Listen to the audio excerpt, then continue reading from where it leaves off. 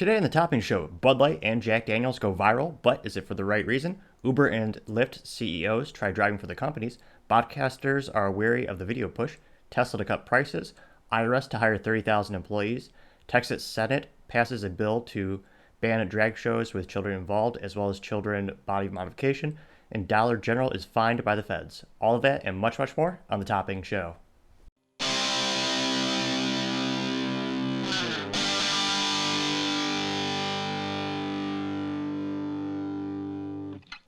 Thank you everyone for tuning in today. Today's episode of the Topping Show is sponsored by Topping Technologies. Topping Technologies is an IT value-add reseller and services company with a special proficiency in IT security.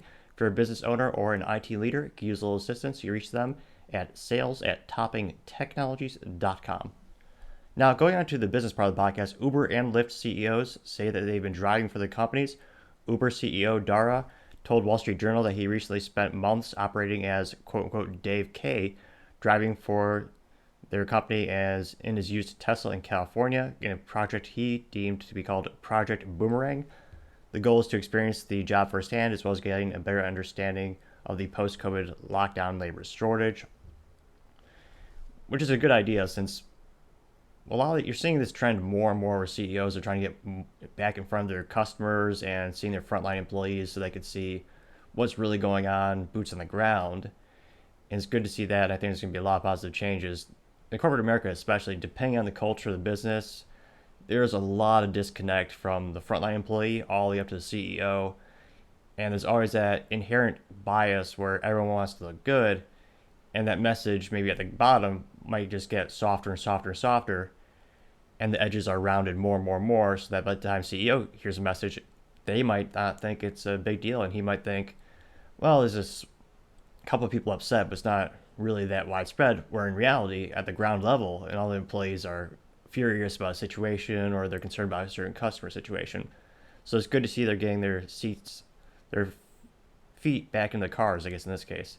Now, improvements from his experience, they claim are going to be streamlining the sign-up process, having a more robust safety features, as well as more transparency for drivers about the destination before they accept a trip.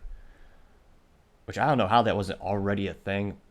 I'm already pretty flabbergasted just the idea of getting to a stranger's car. I've used the service once or twice, I think, since they've debuted. But in terms of if you're a driver for Uber, I can't imagine taking on a job without knowing where you're going. At least it just seems like it's a big safety gap not to know where your destination is. You're also letting a stranger in your car, so be prepared to defend yourself and take appropriate action. So I see a lot of these people driving for Uber actually setting up their own webcams, or in this case, perhaps just a GoPro, to record those interactions. They can defend themselves if they're ever accused or anything. And heck, a lot of them are making, fascinating enough, they're actually making more money generating content from driving than actually driving itself, as they launch their own YouTube channels, and you see all the funny miscommunications as well as the interesting stories you get from driving for Uber, especially late at night. Now, Lyft CEO David Richner also spent a fair amount of time doing the exact same thing. His official day as a CEO is coming up April 17th. Now, other interesting business news, podcasters are wary of the video push. YouTube has been courting large podcasters, trying to get them to come on the platform and do some videos. Most of them are wary to the situation, mainly in regard to the cost logistics that all of the aspects that video bring to light, which I could attest is certainly the most expensive part of any podcast or any video podcast platform or interview podcast platform. A good example is this podcast / YouTube channel. The microphone I have on the table cost, I believe, about $60. You can buy it off Amazon, but the actual camera is a 4K Razer. I forget the actual model number, but that was more like $350. And if you look at professional audio interview podcast, one of my interview podcasts is Topping Talks, where I interview people, and one single microphone is $400 for the Shure SM37B or SM7B, which is the industry standard, which sounds expensive. You have to have 4 of them, but then you consider the cost of one camera is about $1,000 naked, meaning no optics, or rather in this case, no lens that you have to put on the camera. Before you know it, you spent $3,000 on cameras, but that's not enough. You have to have a video switcher, which is how if you watch like the Joe Rogan podcast and you have an interview with two people, it seamlessly goes between the two people thanks to a video switcher, and you're only recording one actual stream of data.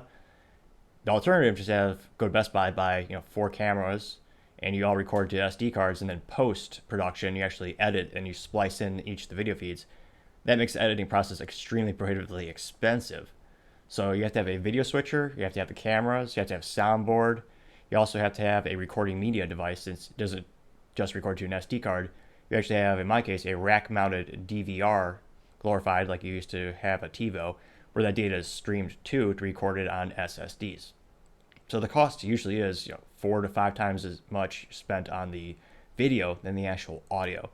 Another thing a lot of these podcasters are concerned about is the presentation, with every study since the dawn of time saying that most communication between people is all visual. It's like, depending on what study you read, it's between 96%. It's all visual. So if you have a podcast where you do not have a visual aspect and it's all about your tone, you don't have to worry about the presentation of your body language. That's a whole nother variable that you have to learn and adapt to. When I first started this show, some of the first comments that I read was a lack of actual hand gestures and pontification with my voice and my tones. So I've actually taken steps past couple episodes to try to get better and better at that, trying to incorporate hand gestures as well as make my sound and my voice a little bit more articulate. But it really is, a majority of feedback from my show is a lot of people want to see the graphics, they want to see me move around a little bit more. And I will get to the point with graphics where you have them on the screen in real time, but that takes an extra investment on the post-production, or if you're lucky enough to have the resources, you can do it in real time.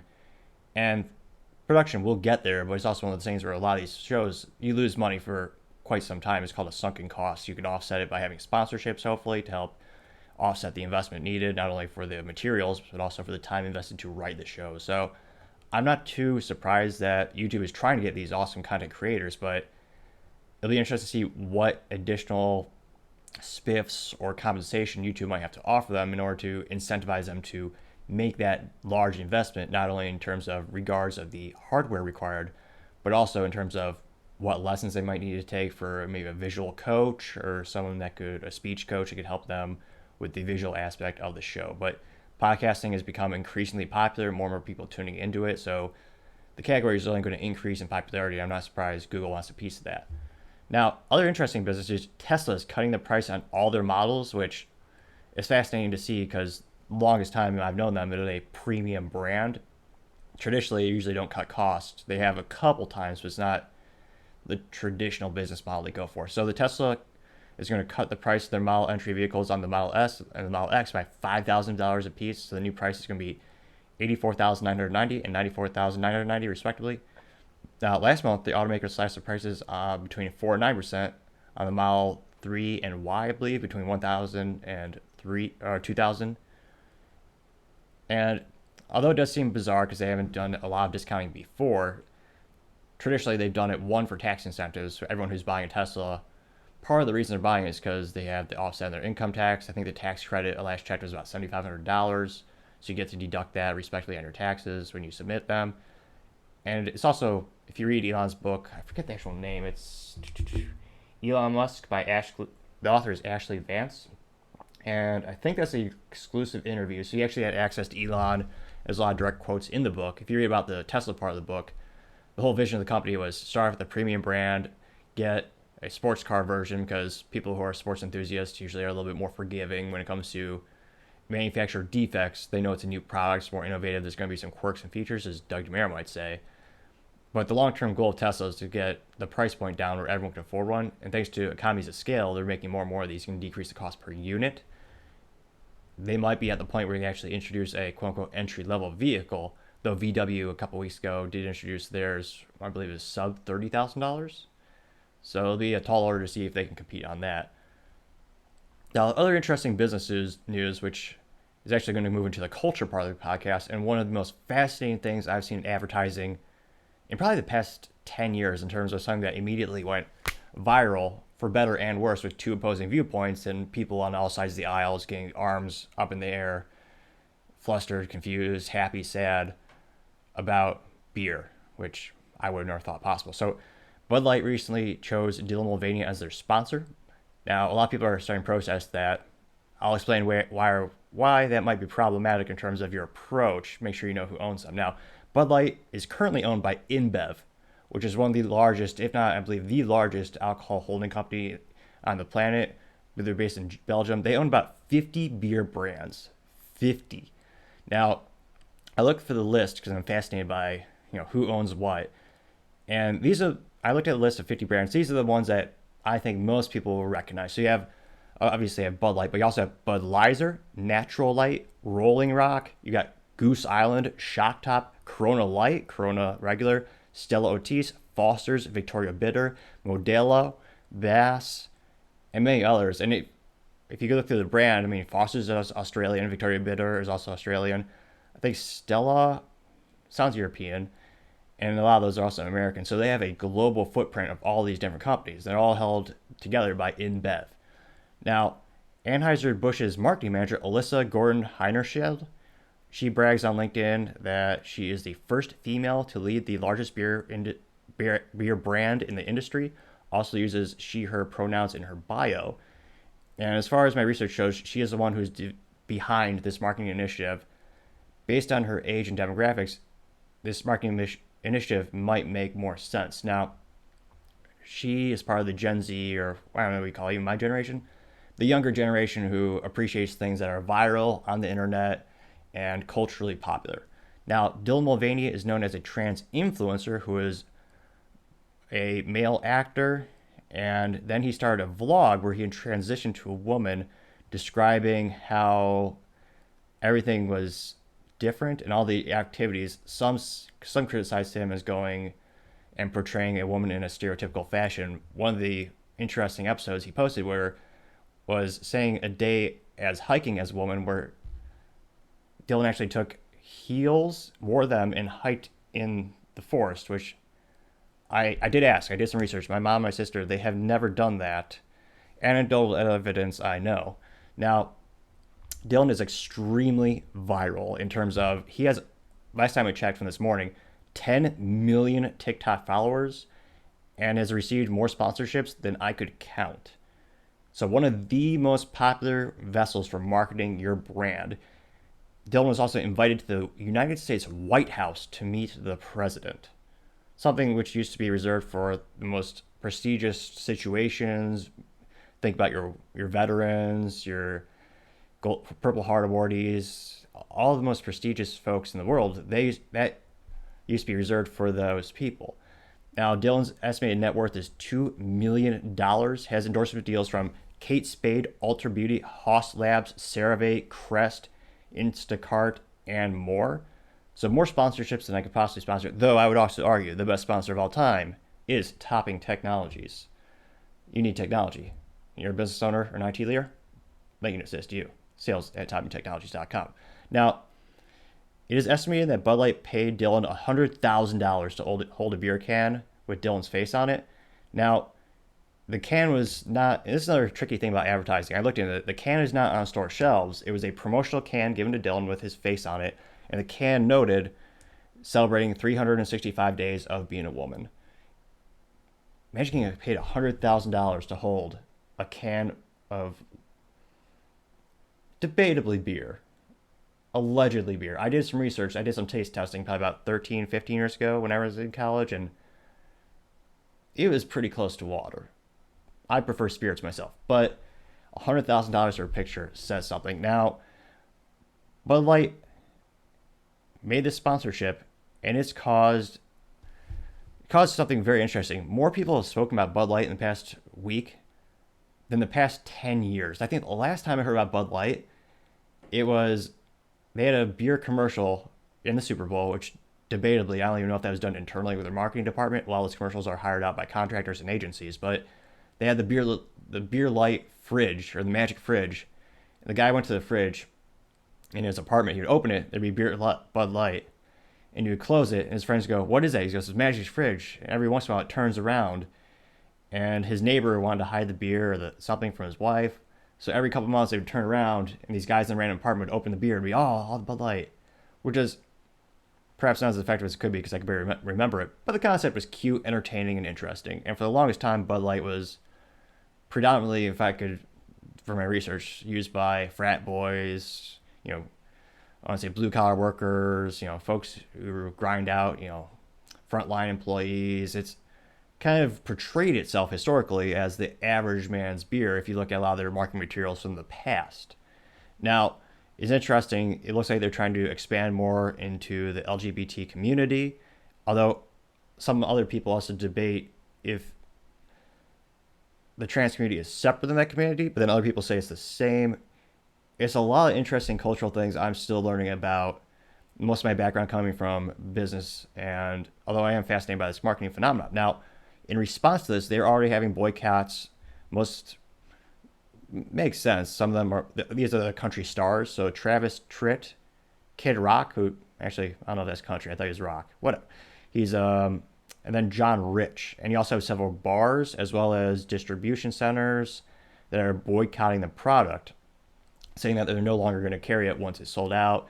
And a very viral video of Kid Rock actually shooting a can or a case of Bud Light with a machine gun, which I always thought it does send a message, but you're also throwing away money you made. He's a millionaire or something like that.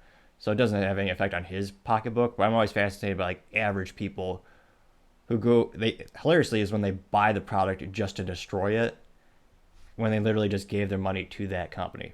A bizarre form of protesting, or in this case, boycotting, to say the least. Now, going on to the spirits part of the liquor world, another interesting thing, Jack Daniels sponsored a reality drag show in 2021.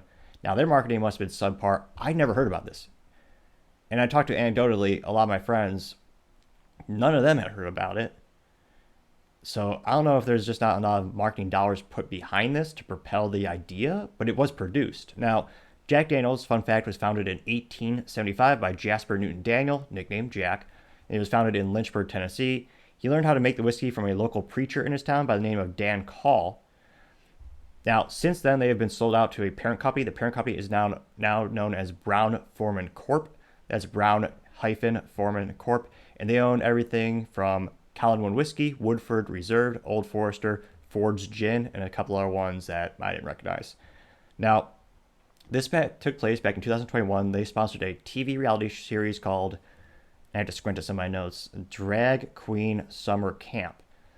And I did look at a couple of the previews, and it was a little bizarre, to say the least, in terms of the traditional disconnect I see from their traditional customer base, them trying to expand into a new customer base. Now, it is interesting. The one time you can be stereotypical is when it's hillbillies. It's the one exemption you have in marketing to this day, or white folks, I guess. It's still okay to make fun of them for some odd reason. Now, in this reality show, or I don't know if it's a reality show, most of those are scripted. Nevertheless, one of the clips showed a stereotypical hillbilly, and of course, it was a overweight gentleman wearing overalls, and he went up to the bar of drag show, not contestants. I forgot his drag show, man. I forget what this is an interesting situation. I forget what they're called. Now, he goes to the bar and he orders he wants some Jack Daniels, and they make him a fruity drink. I think it was Jack Daniels. It was in the red bottle. It wasn't the cinnamon one, but they mixed some fruit in it. And then they also had a grandma in the background just like dancing like the old, Six Flags commercials. And she was enjoying every bit of it as well. Nevertheless, extremely different than the Jack Daniels that many of us grew up with and would associate with their core customer base. So a lot of people are wondering, why are these businesses, Bud Light and Jack Daniels, both doing this? Is it to send a message? Is it to increase sales? What's the use case? Now, with Bud Light, I think that marketing, what was that gal's name? I forget. I was going to say, if you're in marketing, you should probably have the most unique name ever. Alyssa Gordon Heinershield. Based on her age and demographics, I would think she is part of the folks who love buzzwords and love things that go viral. And with Dylan's massive TikTok following, Alyssa was thinking, hey, Dylan's extremely popular. Put our brand in his hand. We're going to get new clients. Maybe not the traditional ones. Maybe we don't care about that anymore. But we're going to increase sales by expanding our current customer base. Now, I did some research, and that the LGBT population is increasing. I don't know if that The business question is that increase, that new market, going to offset the current base that you might be losing through these actions? That's the business question I have. And as we see sales increase and decrease over the next couple of weeks, we'll have more quantifiable results. And now this is according to Gallup.com, which, as far as I can tell, is not partisan to one political party in particular. They might be. Just a little research, I didn't see any. Now, they did a poll on the increase in the LGBT population. Now, in 2022, according to their poll, the total U.S. population that identified as LGBT was 7.1%.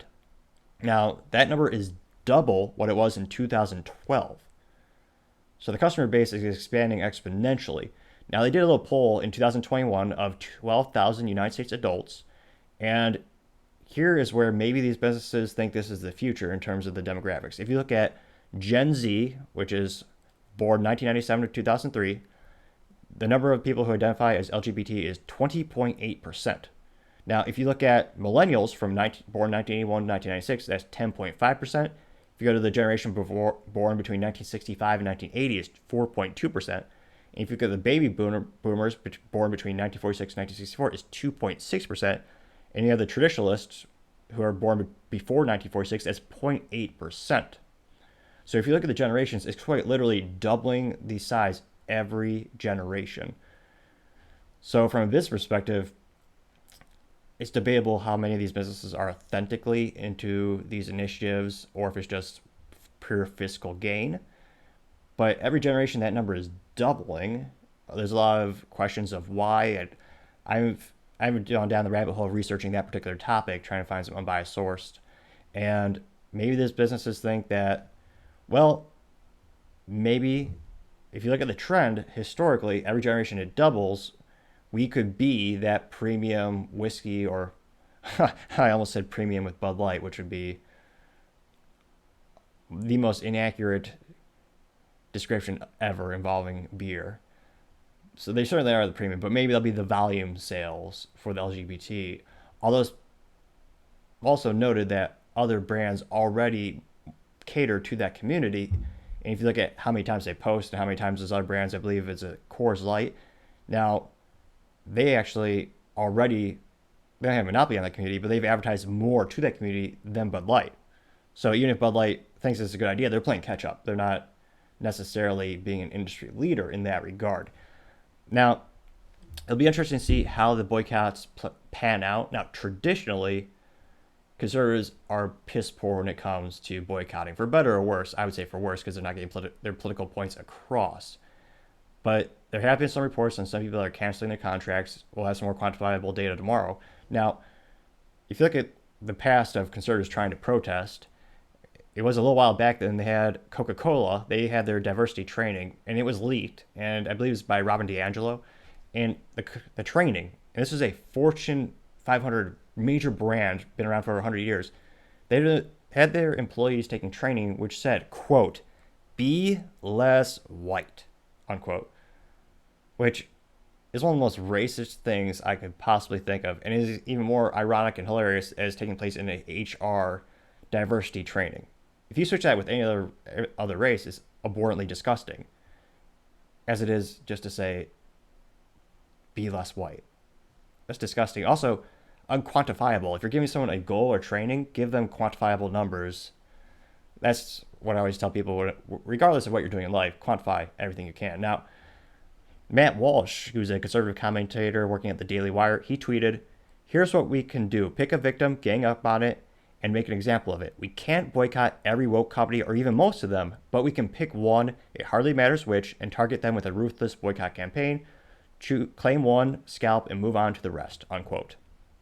Now, Matt Walsh does have a very good point in terms of historically, conservatives fracture in terms of when they try to boycott a certain industry or trend, they don't stay together, which is what the left and Democrats are historically infinitely more organized and effective when it comes to completely decimating, punishing businesses regarding their political ideals and political views. So if conservatives can organize more effectively, maybe use the internet, great invention, I highly recommend using it, But that's the thing they struggled with in the past. And if you look at business incentives, that's really the domino effect or the ripple effect when you look at these fascinating business situations. Historically, and one of my most favorite examples is Twitter. In the beginning, Twitter really didn't have any censorship. Relatively speaking, it was moderately a pretty fair community. But then advertisers started going to Twitter and go, hey, we don't like that particular brand or that particular political view. If you don't get rid of it, we will not pay you advertising dollars and advertise on your platform. And people on the right didn't speak up, or if their brand got nicked or censored, they didn't hubbub about it. They didn't promulgate their disgust or disdain. So these businesses do not know. It's either they can notice a small decrease in sales, but you don't see the type of viral marketing campaigns and the community backing their actual actions. So, if conservatives have any hope to try to move the ball on these businesses being more, perhaps, maybe they just get out of politics completely and acquiesce from any political statements. Most businesses, I would argue, that'd be the most prudent decision if you want a 100% market share saturation, or your goal is to sell the highest volume of units to the greatest number of people. There are exceptions, of course, if you're a political podcast like the Daily Wire. Their niche is conservative viewers. Their goal isn't to get 100% viewership. They want to find people in the middle and people on the right. That is the product they are tailoring to. But when it comes to things like drinks, where everyone can drink Coca-Cola, Pepsi, Jack Daniels, well, if you're over 21, why not have the goal of having an inclusive brand that empowers and it covers everyone on the political spectrum? So it'll be interesting to see how this plays out. Now, going into the politics part of the podcast, the IRS plans to hire 30,000 employees. This is part of their larger plan that they announced to hire 80,000 employees. Now, this is especially concerning if you own a small business or if you just make any money at all. We were told in the beginning that they were only going to go after the billionaires. And I always tell people, I don't care who's in office, be wary of what they're saying.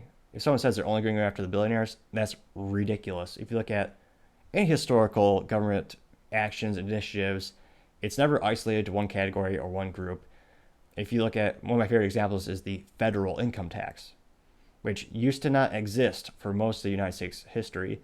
Then World War II came and they said, well, this war is kind of expensive. Here's what we're going to do.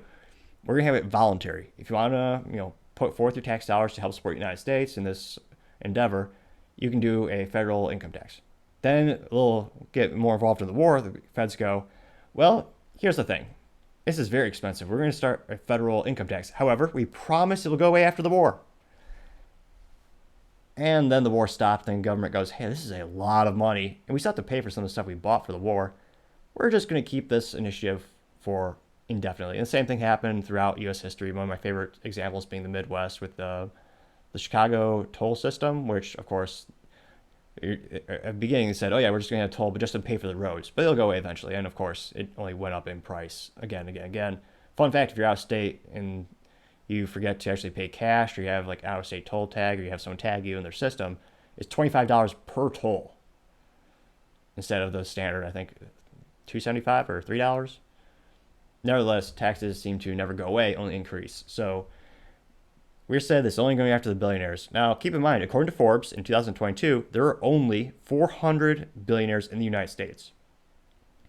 So roughly, you do the math.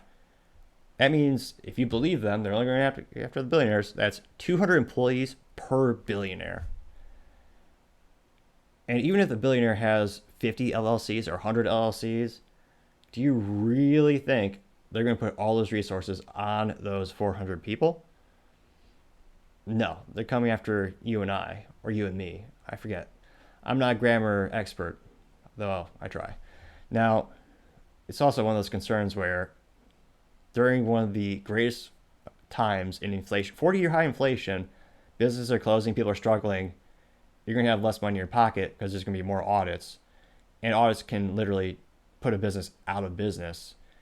And I always compare it to, there used to be, someone actually wrote a book. Some of the comments illuminate the book, and I need to add it to my shelf to start reading. But there's a book that says how you break 10 laws before you even go to lunch every day, or something to that effect, because there are so many laws, you have no idea how many you're breaking. And even just unintentionally, you're breaking them. Same thing goes for taxes, both business and personal. one of the most important things I tell people when you start a business, get a good accountant who could walk you through the process and educate you on all of the different taxes you have to pay, all the different responsibilities to do, all the proper ways to classify things. And of course, they don't teach any of that in public school. That'd be too helpful. But it is one of the most important things you have to think about as a business is all those burdens, because if you don't follow them to the dotted very last decimal point, you can be put out of business, sued. It's a very stressful, very intimidating situation. That's why we have the accounting industry to assist with those types of facilitate those needs. But it can be intimidating, and this extra bolstered, and don't forget they're armed agents. Last time I read the article, it's such a concern about where they're going to be going after and how many businesses who were able to survive COVID might not be able to survive this. Now, other interesting business news, the Texas Senate, now remember, he has to go to the House, but the Texas Senate passed a bill that would ban drag shows, including children, and child body modification. Now, this would specifically, this is outlaw drag queen performances in front of minors, including drag queen story hour, which go wind back the clock a year ago. I've never heard that in my life. So apparently, is when a drag king or a queen would go to a public school, usually dressed as little clothing as Madonna, and they would read a book to children. Never in my life would I think that was a thing. Now, the initiatives were headed by Texas Lieutenant Governor Dan Patrick, who has one of the most powerful positions in the Senate. The bill passed April 4th to now go on to the Texas House of Representatives. Another fun job if you're in the government, or maybe this is just a computer. The names of these bills are so uninspiring. So the first bill is SB 14, Sam Bravo 14, SB 14. Now, that's sponsored by Texas Senator Donna Campbell, who is a medical doctor. Now, this particular bill would end body modification, some say mutilation of children in Texas. It prohibits healthcare providers from performing sex change surgery or prescribing puberty blockers to minors. And however they say, unless it is medically necessary. One of the biggest concerns about puberty blockers, one, they are not being used as designed, and it's called off-label, which for any other drug I thought was a crime to the utmost degree. And it's one of those situations where the drug was created for a very specific purpose. The FDA, Federal Drug Administration, approved the drug for that specific purpose, and now they're using it for a different purpose. And there are no long-term studies about how these affect kids. I don't care how many. There's a compilation by Matt Walsh on his What Is Woman documentary where he interviews many doctors, politicians. They also claim there's zero long-term effects, zero long-term risk. You can't know that because the studies have never been done. Nobody knows. And I can't imagine it's good to introduce something like that to a kid. A lot of them say it's a pause on puberty. That's not how the human body works. Now, doctors would also, and this is perhaps what makes the bill actually effective, because you can have all the pomp and circumstance in the world and just say you condemn something, but if there's no teeth behind it, so to say, it's worth literally nothing. So the bill would ban the medical practice of that, and also, we pulled up right here. It'd say it would have doctors lose their licenses should they break the law under the bill. So there would actually be real-world consequences, which, again, quantifiable. They lose their license, they can't make a living. That is a quantifiable result. Very easy to track. Now, you also have SB 112, which is sponsored by Brian Hughes, who's the Republican senator. This would ban drag shows in front of children, which, similar to strip shows or strip clubs, I don't know how it's appropriate to have a child in those types of situations, especially when they're all highly sexualized. A lot of people remember there's a drag show performance during Christmas last year where they actually performed sexual acts in front of children with simulated parts, with details so crude I dare not go into them on YouTube because this would probably get pulled down. Now, SB 112 would make it, specifically, their particular verbiage is, it would make sexual oriented performances on public it would make, really oddly worded, but it would make sexual oriented performances on public property a business or from a child illegal. Now, breaking that law could result in a Class A misdemeanor, with a fine of up to $10,000. Now, other interesting thing is I don't know why they're not being. Why would you not give them a more appropriate classification and say they're child either. I'm trying to think of a polite way of saying it. It sounds like there is a polite way of saying it, to be frank. But how's that not sexual abuse? If you take this situation, if you were to have a performer do this exact same act in like a public park, there'd be huge legal ramifications. It's fascinating and it's bizarre and disgusting to think there's an exception because you have some music playing. But same thing, it just doesn't. There's not logical reason to this. Now, a lot of this is appealing to a lot of parents who are quite concerned about what their children are being exposed to, both in school as well as through these community activities. And I don't say this often, but Republicans may just have a good idea in terms of if you can connect with the parents, which they historically have not, and historically, if you can make parents a voting group and actually have them interested in these political outcomes, as they had with other bills that one bill is hoping to make the transparency between parents and schools much more by having the schools share what materials they're showing their children and actually giving them input on a curriculum where historically it was obfuscated and actually weren't allowed to be part of the process. They could continue this trend of appealing to the parents and empowering the parents. They could just win a couple of elections. I say could because just like the midterms, they have a particular talent of disappointing their actual constituents and their followers and their voters. However, this is an important issue for a lot of parents. If they could drive that home and actually follow through on these ideals and these plans, I think they'll increase their voters' percentage dramatically. Now, going on to the business blunder of the day, the Dollar General is being fined by the federal government. Dollar General, their company is headquartered in Tennessee, and a lot of people may not. I was shocked by this revenue. Now, their 2022 revenue for Dollar General was $37.84 billion, with a net income of $2.4 billion, and they employ about 180,000 workers. They were founded in 1939 and operate 18,774 stores in the U.S. and Mexico, which is astonishingly impressive. I always knew they were synonymous with small towns. If you look at geographically where they start their stores and where they grow the most, it's usually the smaller towns, and they brag about how most small towns are within a certain mileage of a Dollar General. And I didn't realize how impressive their presence truly was and how incredibly fiscally successful they are as well, which logically does make sense as more and more companies are starting, and people in particular, are starting to look at more economical alternatives and more entry-level price points for their daily items as well as their perishables. Perishables being items that you only use for a certain amount of time. Think about your dish soap, sponges, other consumables like that. Now, since 2017, they've been fined about $15 million for safety violations. Again, sorry, since 2017. Now, a recent inspection by OSHA, which, again, fun acronym of the day, everyone wants to sound smart. OSHA stands for Occupational Safety and Health Administration. An inspection by OSHA found, quote, dangerous safety hazards, unquote, including blocking emergency exit routes in New Jersey, Shore Peninsula, Pennsylvania, in New Jersey as well as Pennsylvania, actually Jersey Shore, Pennsylvania. Tongue-tied for a minute there. And they also include other hazards such as blocked electrical panels. The fine for that particular store is $245,544 for having just a few boxes in the way. And I always wondered with all these fines, where does that money go? Like a lot of things in government, I always wonder, where does that money go? And more often than not, it's hard to find the answers.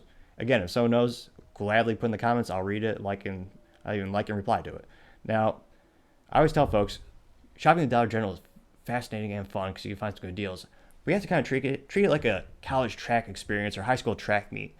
You're going to have to jump over some boxes. There's going to be some fun obstacles you got to get through. You just kind of know that going in. It's just historically the stores are understaffed, so there's few people doing that, have to cover a lot of responsibilities.